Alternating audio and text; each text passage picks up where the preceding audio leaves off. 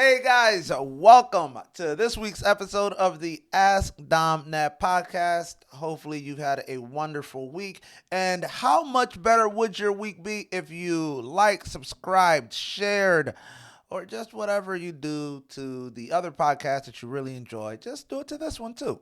So, thank you for listening. Thank you for supporting. Let's see. What are we talking about this week?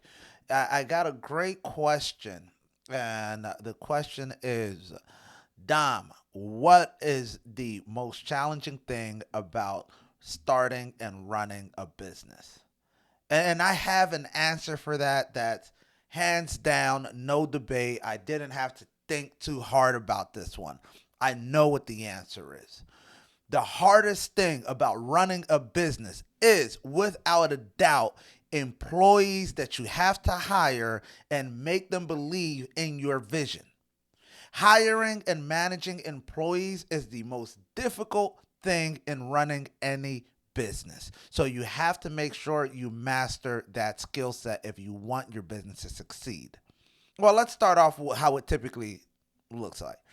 You start with having a passion or a skill set for something, whether that's plumbing, real estate, I don't know, like anything, planting, anything that businesses can do to offer. You start by growing your skill set in something and you realize, hey, I'm pretty good at this. Maybe I should sell this service to other people. You sell that service to other people. People buy it. They recommend you to more people.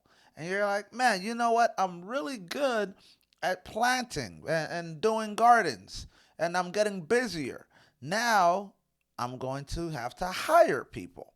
Before, you were responsible and holding yourself accountable. But when you hire people into your business, you have to trust that they have a level of self accountability and self responsibility for a product that isn't theirs, for a service that isn't theirs. They have to do it for either the love that they have for whatever business that you guys are running, or for the love of the owner, which is in this case you.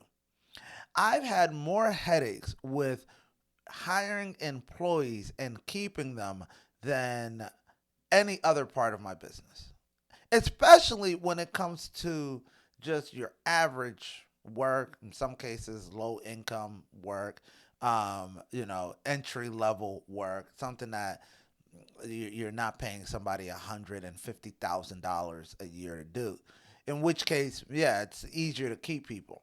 But when you're paying somebody to do construction, you're going to find, for as long as they need to be to satisfy whatever need that they have at that moment. But once they've satisfied that, whether it's some bills they got to pay, whether it's just getting certain things in order, my gosh, they will leave you, right? Like they're going to leave you because to them, they don't really care about growing your business. They care about solving their immediate problem. So to keep employees, you need to understand how you're going to solve their problems and continue to solve their problems so that you can be of value to your employees and they see a reason to stay with you. It kind of trips you up as the business owner because you think, well, I'm the boss now, so they should listen to me. I pay them a paycheck. That's all they need from me. They don't need anything else. They don't need my sympathy. They don't need a crying shoulder. They don't need me to listen to their dreams and hopes and whatever. The reality is, especially nowadays, they really do. The reason that most employees quit in a lot of business world situation is that they don't feel appreciated. And for me, I'm like, I appreciate you and show you appreciation by signing your paycheck every Friday. That's literally the only reason we have a relationship. It's nobody comes into an interview and tells you, "Hey, yeah, I'm gonna need you to tell me thank you all the time, and show me that you care about me as an employee." But the reality is, you have to do certain things to make sure that you really care for your employees, and not just pretend like you do, but you're gonna realize that you really do care for them, and the people that stay, or that you should care for them, because the people that stay believe in you, and they might be able to get paid more somewhere else. They might be able to get better hours, do less work, like blend in the crowd to a bigger company, but they believe in you and they stayed to help you grow your vision. And because of that, you should really understand how big that is for somebody. Because put it this way, you didn't do it. You left a company to go do your own thing. So these people are, in essence, doing something that even you didn't do. But let me tell you a couple horror stories that I've had of employees of mine. And shoot, some of them might be listening. They might be like, "Oh, I remember that. That was me, Dom." But like, I'm just gonna use generalities here. I'm not gonna be singling anybody out. I've had some great and amazing employees. The person producing, recording, well, cameras recording, not too much, but putting all this AskDomThat stuff together, amazing. Aaron Estrada, thank you for your help, showing your appreciation. Amazing employee. But there's been some others that have been nightmares. All right, so wild story. An employee of mine worked in my tech company, and it's a small company. We're a startup, right? At this time, we were a startup, and we didn't really have a great system as to how to bill clients other than and manage their time, that the time that technicians spend on clients, other than, hey, I just trust your word.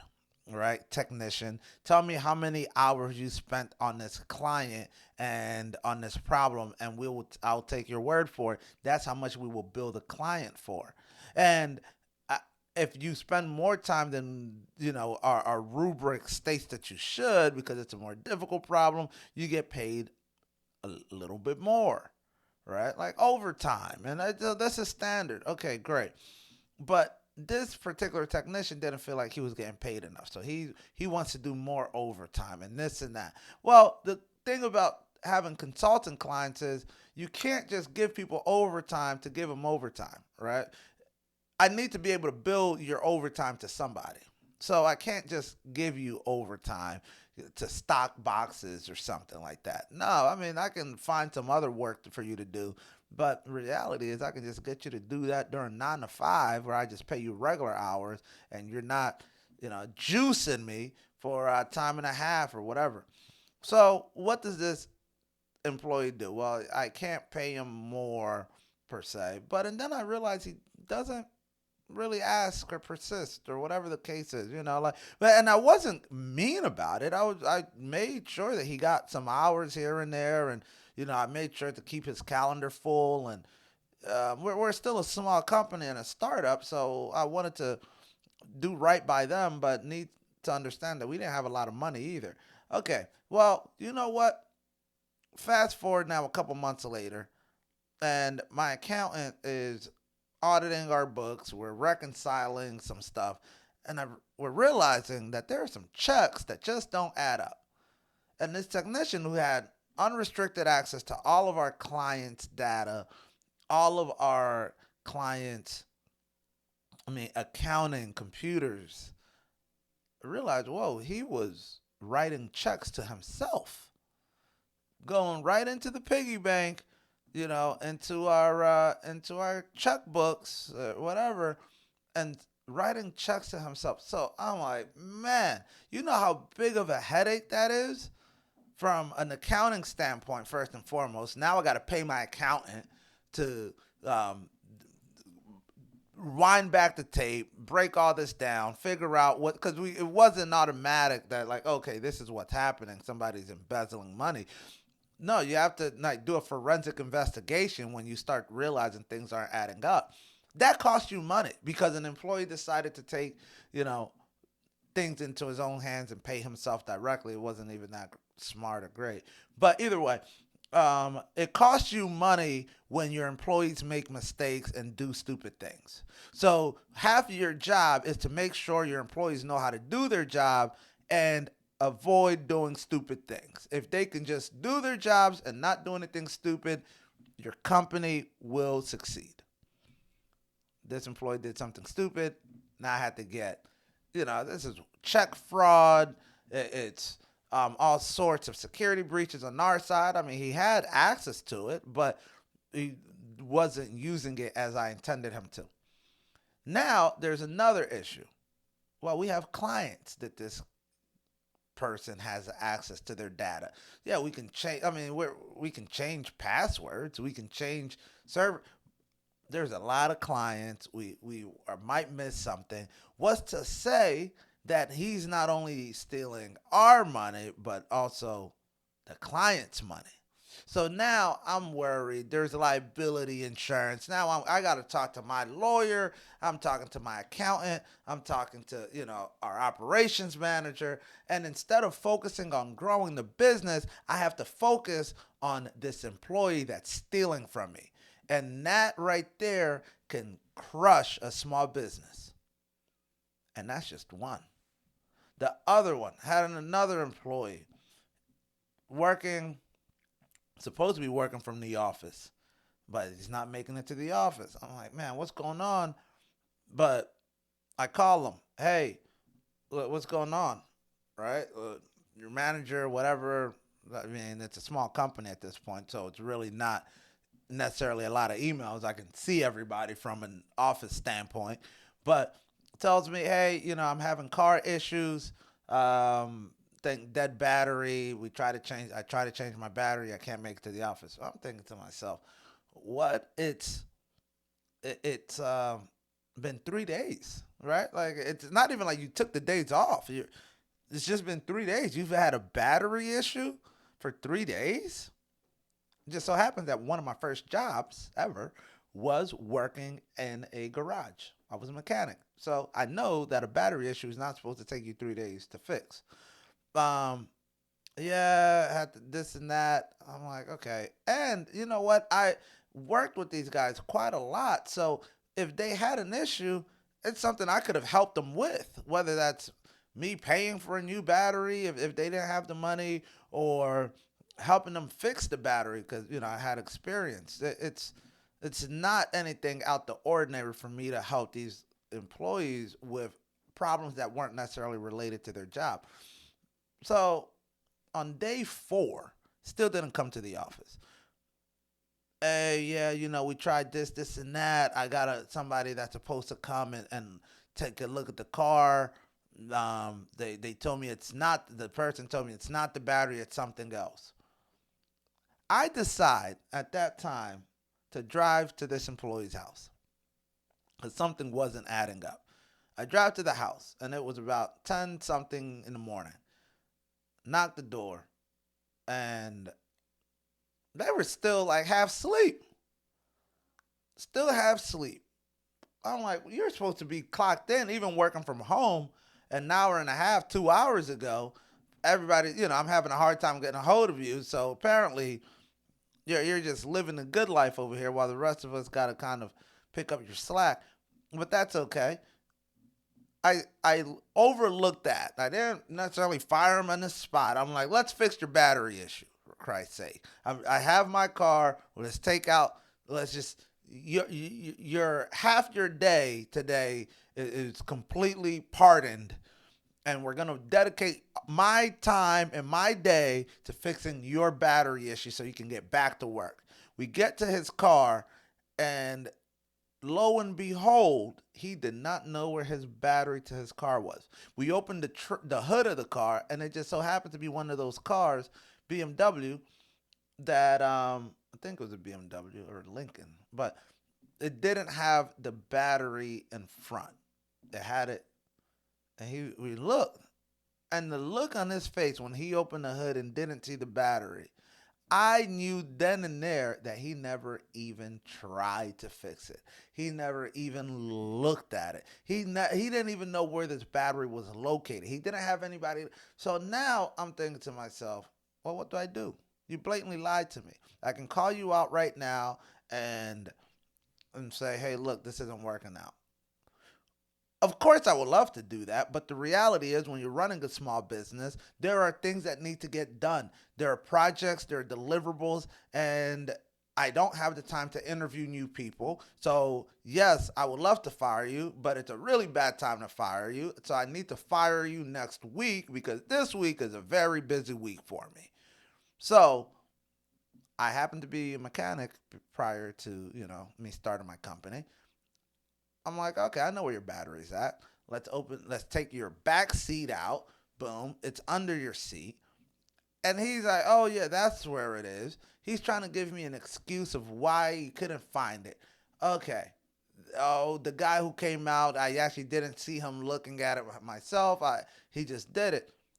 All right. Well, that's not what you told me originally, but I'll spare you the trying to talk your way out of this one, and leave your dignity intact because you may have had other issues that you were going through, and you are using this as the reason for not coming to work.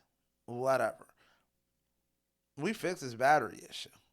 Lo and behold, we took care of that problem later on too with why it is that my employee felt like he had to lie to me on that. But it threw me back a couple weeks and days on projects, and not because only my time that I had to dedicate to fixing the battery, but how much mental stress and time that I have to think about this employee and why he's not in the office. When you have an office of 5 people, when one person is not showing up, that's 20% of your staff.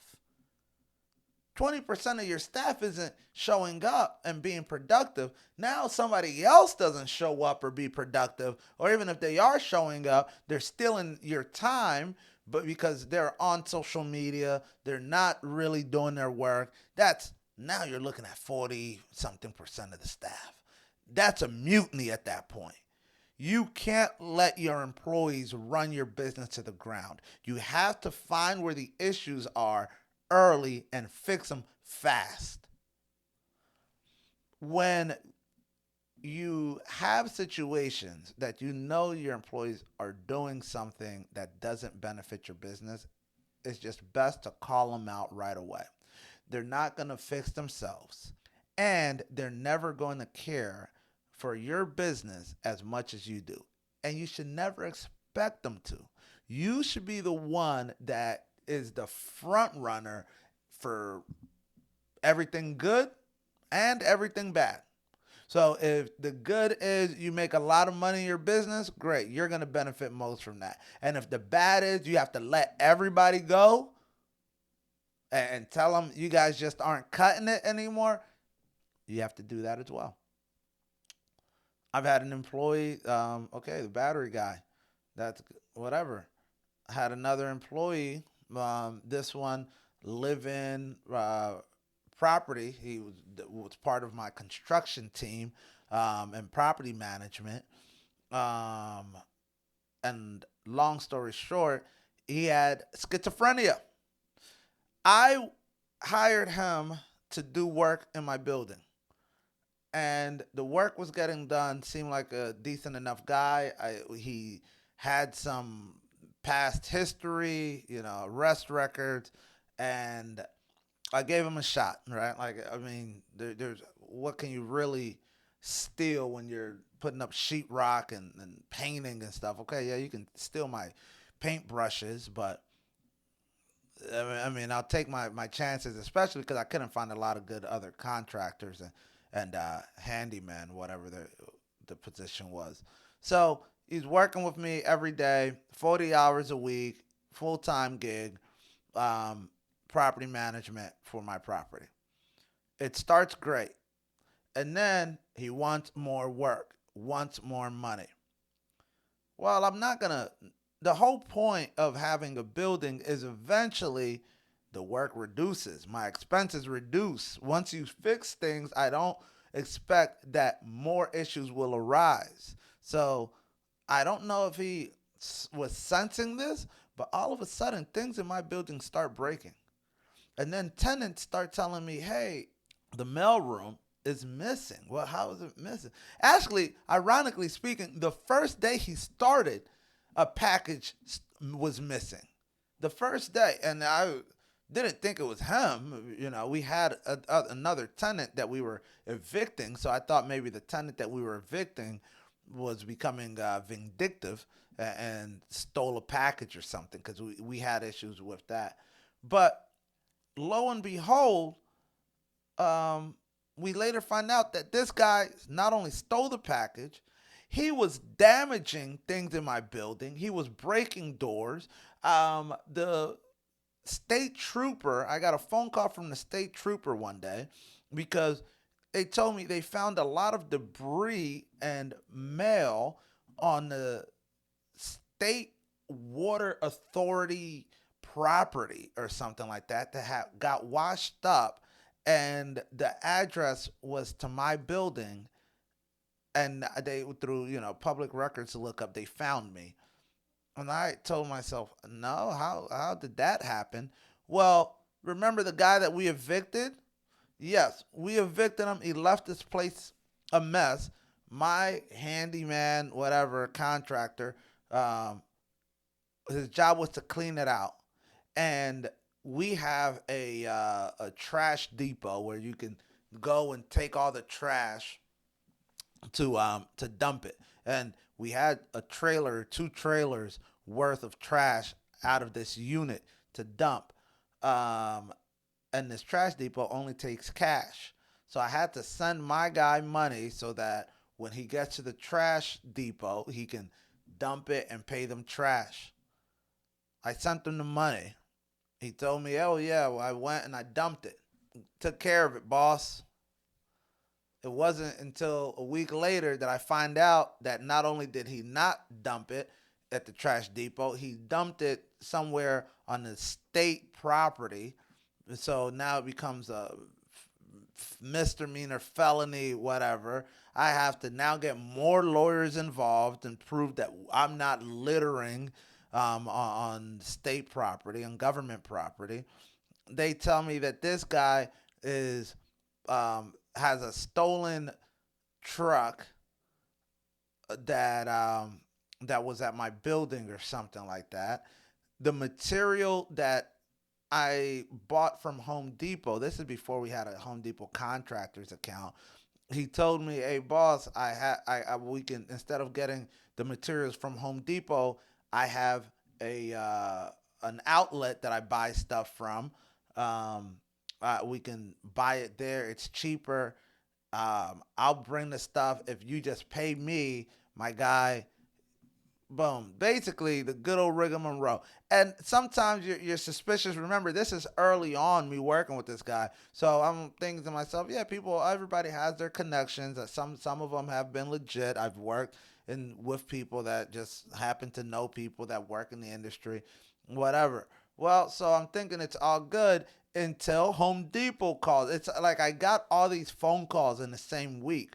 Home Depot calls me and tells me, hey, we have video of your employee walking out of our store with like $2,000 worth of material. And it's sure enough, it's the material that ended up in my building, right? So I told him, look, this is not my employee. The state trooper already called me. The trailer that he was using for our building is stolen. I don't want anything to do with it. The material is stolen. So these headaches happen. Was that partially my fault because I hired a bad candidate? Absolutely, absolutely. Was I trying to solve an immediate problem with possibly not the best solution because I needed somebody and he was just the most front facing option? Yes. And he was able to talk a good game before he started, and it wasn't until he started that problems arose. Yes, these are just three very basic employee um, issues. I've had several, and I have not had a lot of employees compared to some companies that have thousands. I probably have had a little under 100 employees through my companies. And just through that, I'm already seeing how impactful their decisions are in your business, because they can help grow your business when they come up with great ideas, great techniques, great strategies, and improve the processes that you already have in place that will help grow your business. They will undoubtedly destroy your business when they don't follow the processes that you have in place. They don't contribute to making things better. And they don't make themselves present enough in those bad decisions that you can let them go fast enough. It's the slow crawl of doom that employees will have on your business, where all of a sudden you're going to look back and say, well, I never really noticed that this guy or this girl was a leech and sucking the blood out of my business. Don't fall for that trap. It is the number one thing that you have to be careful of when you are running your business, is who's involved, what role they play, and how are they part of the growth of your business and not slowing you down. It is hard enough running a business with marketing, budgeting, professional development for yourself and your staff, but also really making sure that you have engagement with lenders, with your client base, all of that going on, and having to babysit some grown adults that just can't get to work on time and do their job and go home. I don't want that. So for all the employees that I have had, right, on the other side, that have been amazing. I've had several that have absolutely just been amazing. Russell Vogel worked with me at the law firm. Absolutely amazing employee that has transcended every expectation that I could absolutely have with somebody that works with and for me. I don't even look at them as, hey, I'm this person's manager, supervisor, boss. I look at them and certain people as if how we're working together and we're coming up with projects and solutions together. And that absolutely makes my day. And I can see my business taking off to the moon when I surround myself with even just 5 or 10 of those people. Amazing. It's the other ones that I'm like, why am I even doing this? Why I don't even want to talk to y'all. That's why you have HR. Because I'm like, look, I don't even want to talk to you. Just HR, talk to them, let them go. But talk to them, because I don't want to say anything stupid, and then all of a sudden I have to pay you unemployment and emotional distress because I hurt your feelings. Yeah, no. So that's my answer to what is the most difficult thing about running your business. So thank you for that question. Hopefully you guys learned something. Let me know if you have any experience with employees, if you have disgruntled employee stories, or on the other side, if you've had employees that really were rock stars in your business and helped you propel your business to the next level. Let me know at AskDomThat, anywhere really. And I'd love to share those experiences with my audience. So check you guys out next time and next week with the AskDomThat podcast. Ciao.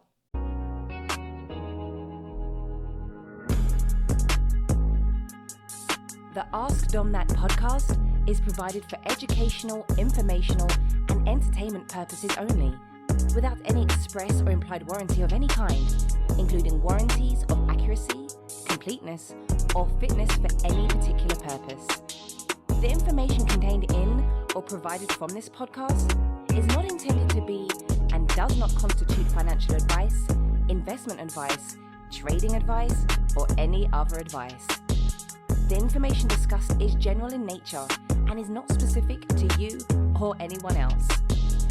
You should not make any decision, financial, investment, trading, or otherwise, based on any of the information presented on this podcast without undertaking independent due diligence and consultation with a professional broker or financial advisory. You understand that you are using any and all information available from this podcast at your own risk. We thank you for listening, and be sure to follow AskDomThat on all digital platforms. See you in the next one.